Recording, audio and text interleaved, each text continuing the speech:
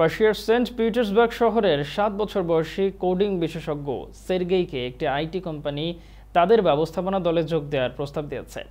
Sergei মাত্র 5 বছর বয়স থেকে সফটওয়্যার বিষয়ক ব্যাখ্যা ও বিশ্লেষণ নিয়ে ভিডিও তৈরি করছে।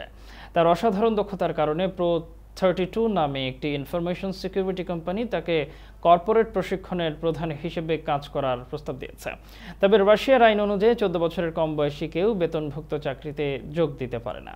Pro32 এর প্রধান নির্বাহী কর্মকর্তা ইগোর ম্যান্ডিক জানিয়েছেন, এই আইনি সীমাবদ্ধতার সমাধান কিভাবে করা যায় তা নিয়ে সের্গেইয়ের বাবা-মায়ের সঙ্গে আলোচনা করেছেন।